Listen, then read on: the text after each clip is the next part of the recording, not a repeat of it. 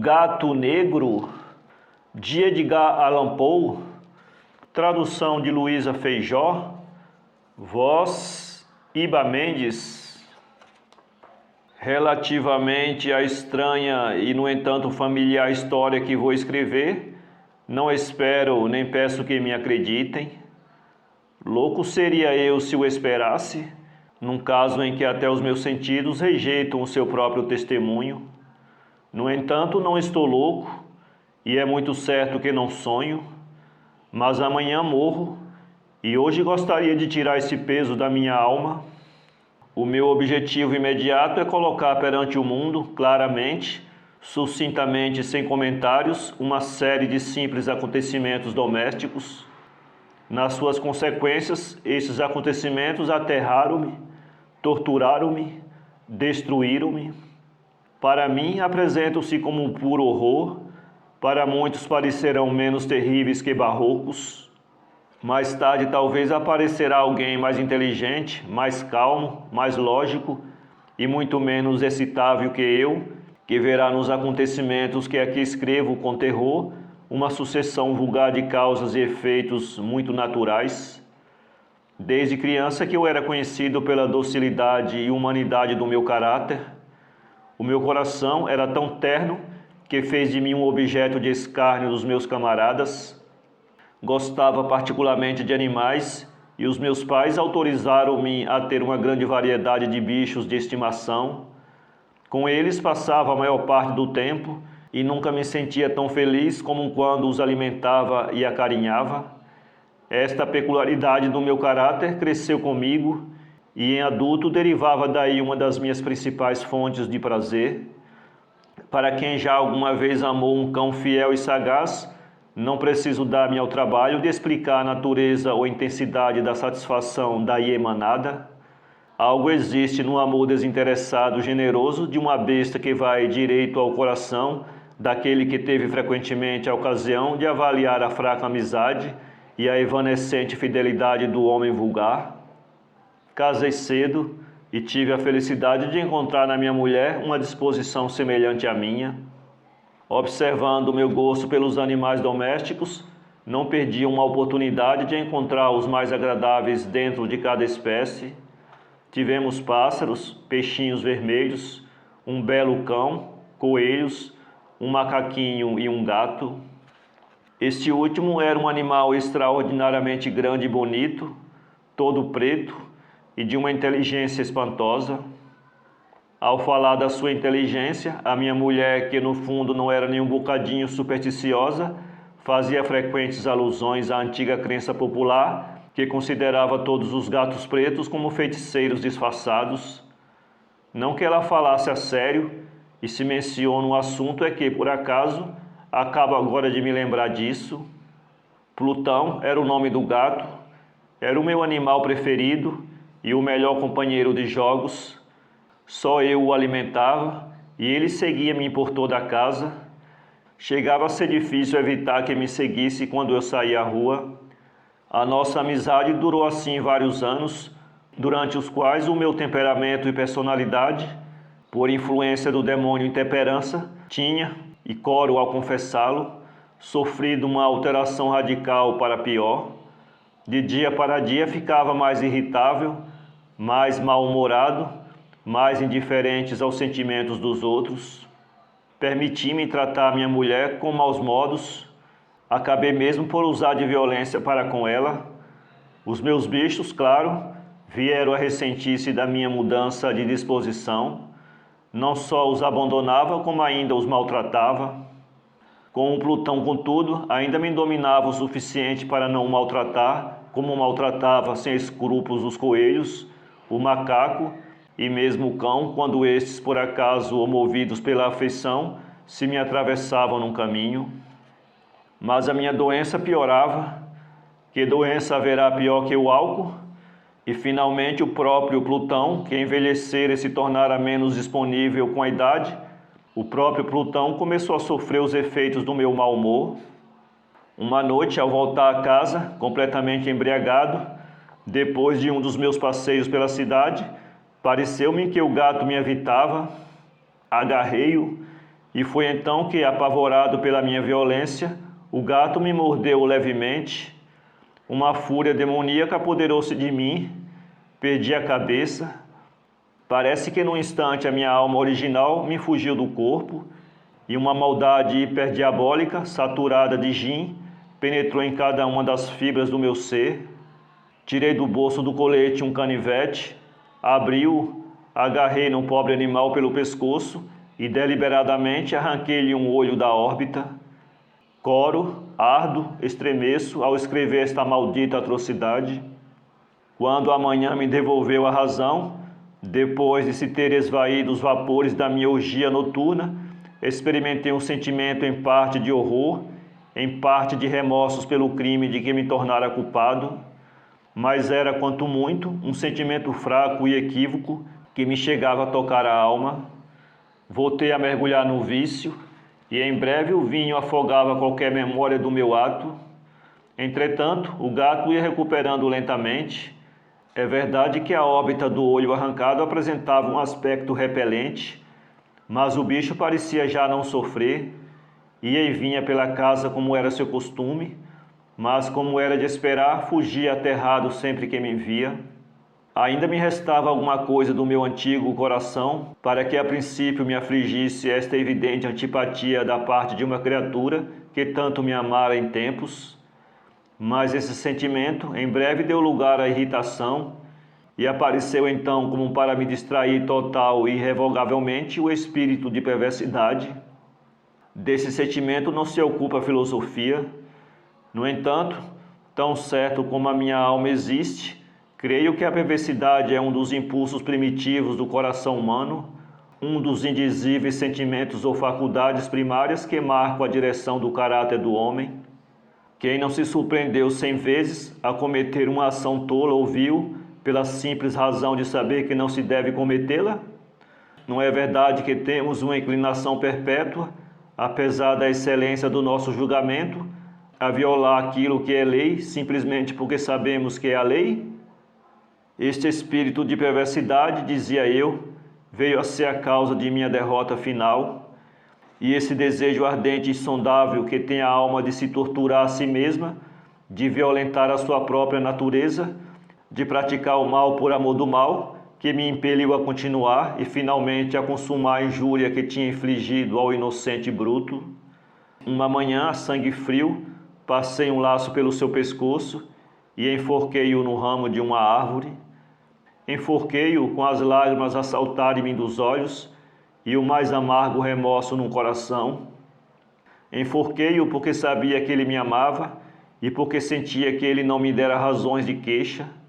Enforquei-o porque sabia que, ao fazê-lo, estava a cometer um pecado mortal que comprometia a minha alma imortal a pontos de a colocar, se tal fosse possível, mesmo para além da misericórdia infinita do Deus todo misericordioso e terrível. Na noite do dia em que cometi esse ato terrível, fui arrancado ao sono por gritos de fogo. As cortinas da minha cama estavam em chamas, toda a casa era um braseiro. Foi com grande dificuldade que a minha mulher, uma criada e eu próprio escapamos ao incêndio. A destruição foi total, toda a minha fortuna neste mundo desapareceu e daí em diante abandonei-me ao desespero. Não sou tão fraco que vá procurar estabelecer uma relação de causa e efeito entre a catástrofe e a atrocidade. Estou sim a contar um encadeamento de fatos e não quero desprezar o único elo possível. Um dia a seguir ao incêndio, visitei as ruínas. As paredes, com exceção de uma só, tinham caído. Esta exceção era a parede de um compartimento não muito espessa, que ficava mais ou menos a meio da casa e encostada à qual estivera a cabeceira da minha cama. O reboco tinha aqui, em grande parte, resistido à ação do fogo, fato que eu atribuí a ter sido recentemente arranjado. Junto desta parede estava reunida uma imensa multidão e muitas das pessoas pareciam estar a examinar parte dela com uma atenção viva e minuciosa. As palavras estranho, singular e outras expressões semelhantes excitaram a minha curiosidade. Aproximei-me e vi como gravado em baixo relevo na superfície branca a figura de um gato gigantesco.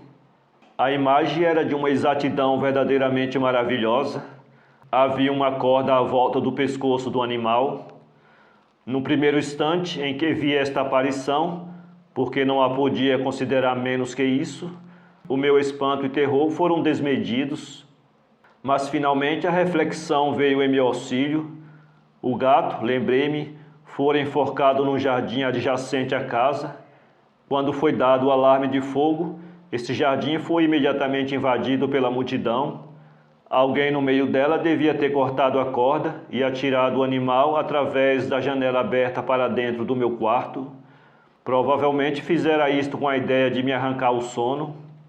A queda das outras paredes tinha comprimido a vítima da minha crueldade na substância do reboco aplicado de fresco. A cal do muro, combinada com as chamas e o amoníaco do cadáver, modelaram a imagem tal como eu a via. Embora eu tivesse assim satisfeito a minha razão, se bem que não a minha consciência, quanto ao fato extraordinário que acabei de contar, a verdade é que este me fez uma impressão profunda. Durante meses não consegui libertar-me do fantasma do gato, e durante esse período voltou-me do espírito um meio sentimento que parecia, mas não era remorso. Cheguei ao ponto de lamentar a perda do animal e de olhar à minha volta nas tabernas desprezíveis que frequentava agora habitualmente, à procura de outro animalzinho da mesma espécie e de aparência quase semelhante com que substituía o gato enforcado. Uma noite estava eu sentado meio estupefato, numa tasca mais que infame, quando a minha atenção foi atraída por um objeto preto que repousava sobre um dos imensos tonéis de gin ou rum que constituíam a principal mobília da sala. Já há alguns minutos que eu estava a olhar fixamente para o cimo desse tonel, e o que me causava agora surpresa era o fato de não ter me ainda apercebido do objeto aí colocado. Aproximei-me e toquei-lhe com a mão. Era um gato preto, um gato muito grande, praticamente tão grande como Plutão, e absolutamente igual a ele, exceto num ponto. Plutão não tinha um único pelo branco em todo o seu corpo, mas esse gato tinha uma mancha larga e branca, de uma forma indecisa, que lhe cobria quase toda a região do peito. Quando lhe toquei, levantou-se imediatamente, ronronou fortemente, esfregou-se de encontro à minha mão e pareceu deliciado com a minha atenção. Era esta então a criatura de que eu andava à procura. Propus imediatamente ao proprietário comprar-lhe, mas este homem não o reivindicou, não o conhecia, nunca o vira antes. Continuei a acariciá-lo e quando me preparava para regressar a casa, o animal mostrou-se disposto a acompanhar-me. Permiti que o fizesse, baixando-me de vez em quando e fazendo-lhe festas enquanto caminhava. Quando chegou a casa, adaptou-se imediatamente e em breve se tornava o preferido da minha mulher. Pela minha parte, senti rapidamente crescer dentro de mim uma antipatia contra ele. Isto era precisamente o contrário do que eu esperava, mas não sei como isto aconteceu nem porquê. A sua evidente ternura por mim aborrecia-me e quase me enjoava. Lenta e gradualmente, estes sentimentos de nojo e aborrecimento transformaram-se na amargura do ódio. Passei a evitar a criatura. Uma certa sensação de vergonha e a lembrança do meu anterior ato de crueldade impediram-me de o maltratar. Durante semanas não lhe bati, nem o tratei violentamente, mas gradualmente, insensivelmente, acabei por considerá-lo como um horror indizível e a fugir silenciosamente à sua presença odiosa, como se se tratasse do hálito de uma peste. O que aumentou sem dúvida ainda mais o meu ódio ao animal foi descobrir na manhã seguinte à noite em que eu trouxe para casa que, como Plutão, também este não tinha um dos olhos. Esta circunstância, contudo, só serviu para torná-lo ainda mais querido à minha mulher, que, como já disse, possuía em alto grau aquela humanidade de sentimentos que havia sido em tempos um traço dominante de meu caráter e a fonte de muitos dos meus mais simples e puros prazeres. No entanto, a afeição do gato por mim parecia aumentar na medida da minha aversão por ele. Seguia os meus passos com uma pertinácia difícil de fazer compreender ao leitor. Sempre que me via sentado, vinha ele aninhar-se debaixo da minha cadeira ou saltava para os meus joelhos, cobrindo-me com as suas odiosas carícias. Se me levantava para passear, costumava meter-se-me entre os pés, quase me fazendo cair, ou cravando as unhas na minha roupa, trepava por mim acima até me chegar ao peito.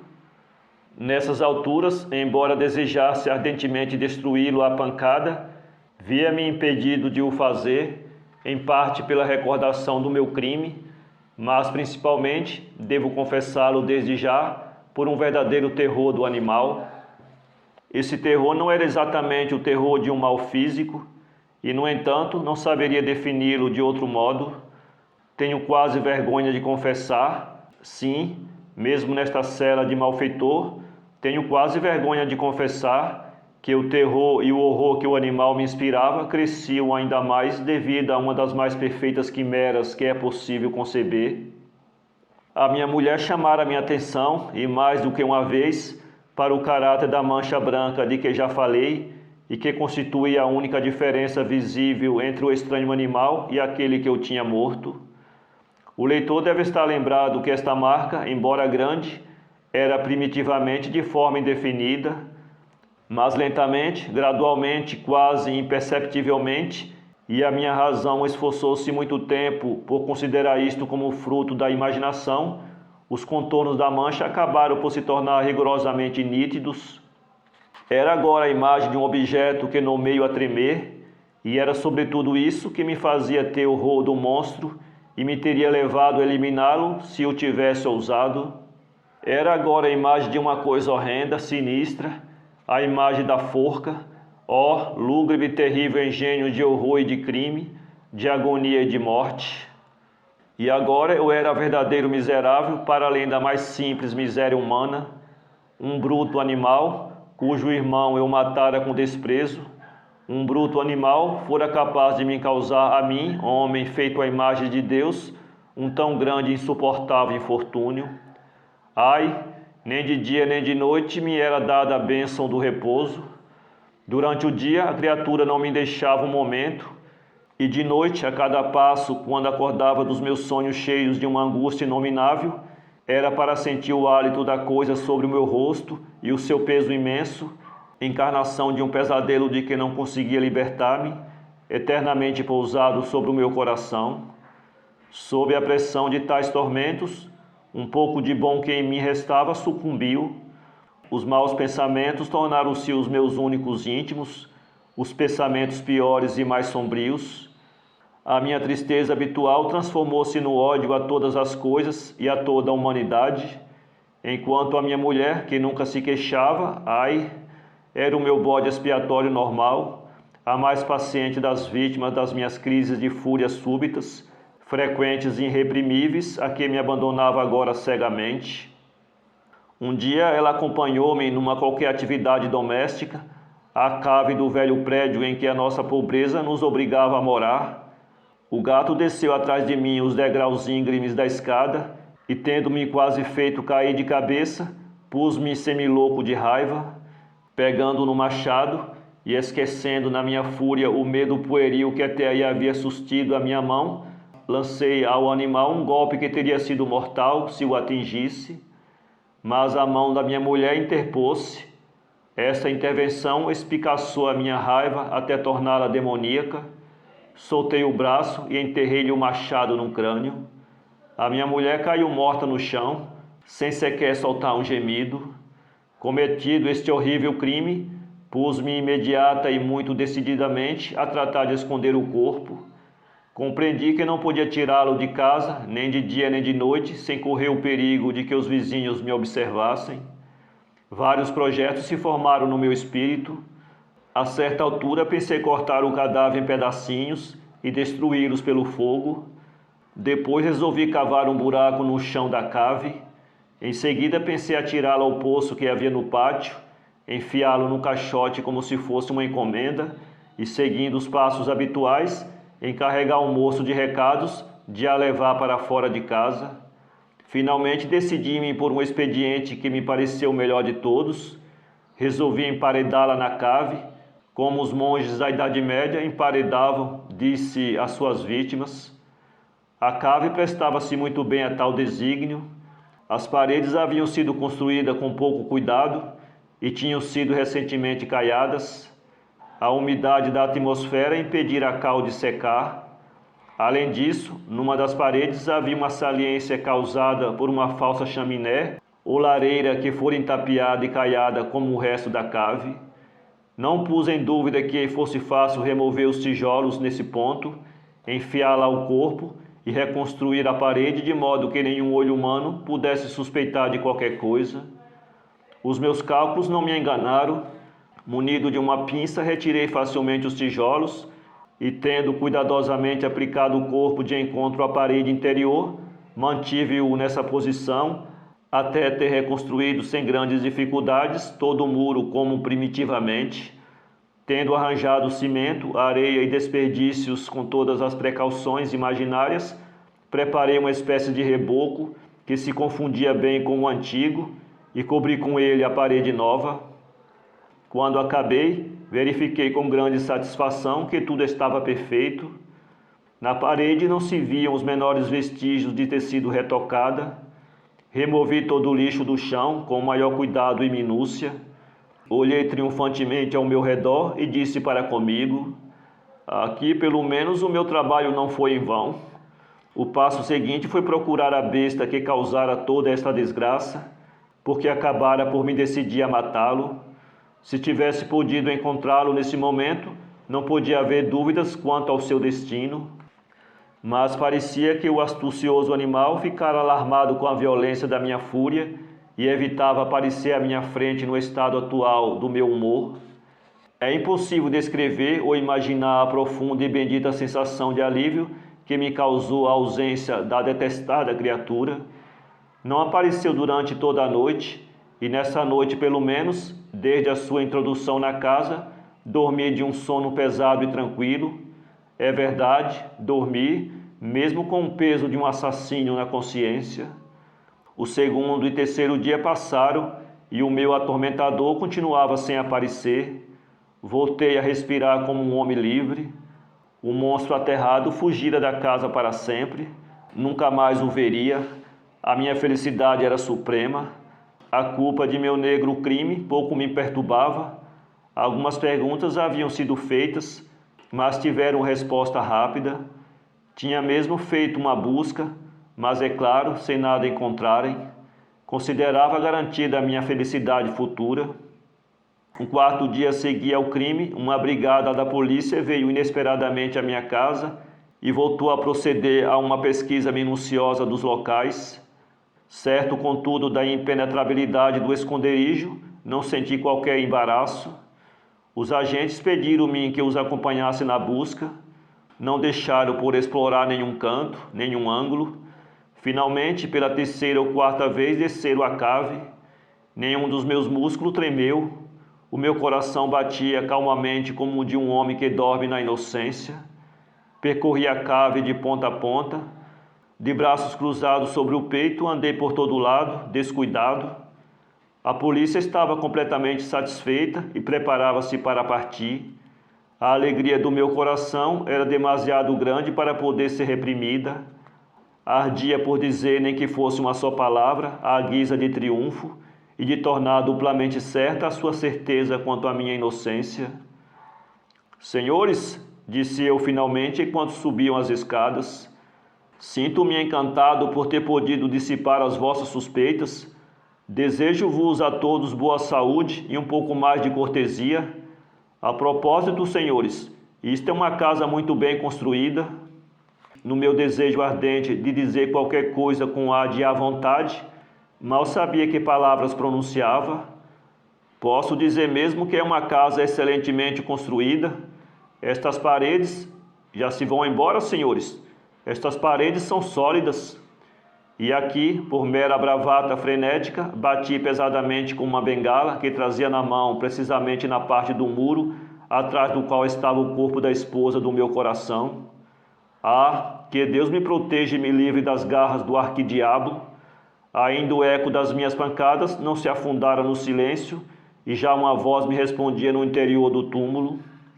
Um gemido, a princípio surdo e quebrado como o soluço de uma criança, que rapidamente se transformou num grito longo, alto e contínuo, completamente anormal e inumano, um uivo, um berro crescente, misto de terror e de triunfo, como só poderia ser soltado no inferno pelas gargantas dos condenados na agonia e dos demônios que exultam na danação. Dizer quais foram então os meus pensamentos é loucura vã.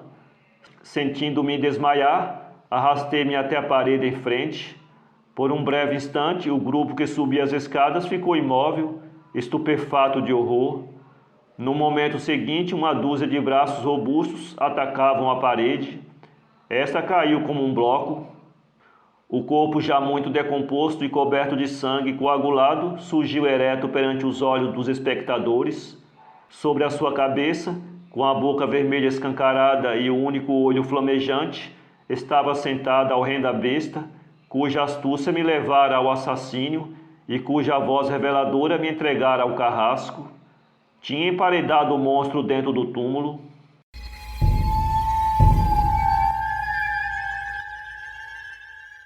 Para ler este conto, acesse www.poeteiro.com